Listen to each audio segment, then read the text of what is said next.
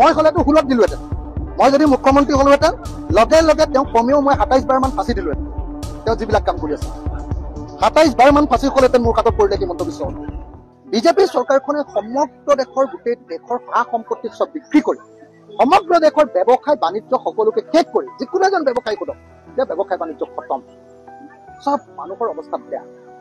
মানে আপোনাৰ নোটবন্দী, GST, অগৰং বগৰং। আৰে ভাই, হিন্দু মুছলমানৰ কাম কৰি থাকিলে কোনোবাই ভাত খাবলৈ পাব? গোটেই পৃথিৱীৰ মানুহে কি কাম কৰি আছে আৰু আমাৰ গোটেই অসম ভাৰতৰ মানুহ হিন্দু মুছলমানৰ যুঁজত ৰখাই আছে। আপুনি কওকচোন, পৃথিৱীৰ কোনোবা মুখ্যমন্ত্ৰী আছে নেকি যে নিজৰ দলৰ মানুহবিলাকক মন্দিৰৰ ওচৰত গৰু মাংস পেলাবলৈ লগাই দিয়ে আৰু তাৰ পাছত উচতনি দিয়ে যে চব হিন্দু মানুহবিলাকে মছজিদৰ ওচৰত গাহৰি মাংস পেলাব? এই কথাটো কোৱাৰ কাৰণে হিমন্ত বিশ্ব শৰ্মাৰ লগে লগে জেললৈ যাব লাগিছিলে নে নাই? অসমৰ ইতিহাসৰ আটাইতকৈ সাম্প্ৰদায়িক মানুহজনৰ নাম হিমন্ত বিশ্ব শৰ্মা হয় নে নহয়? যিজন মানুহে তেওঁলোকৰ দলৰ তেওঁলোকৰ চৰকাৰৰ মানুহৰ জৰিয়তে মন্দিৰৰ ওচৰত গৰু মাংস পেলাইছে, প্ৰত্যেকবাৰে প্ৰমাণিত হৈছে। যিজন মানুহৰ নেতৃত্বতে গৰু মাংস মন্দিৰৰ ওচৰত পেলাইছে, সেইজন মানুহকে আকৌ মছজিদৰ ওচৰত গাহৰি মাংস পেলাব লাগে বুলি উচতনি দিছে।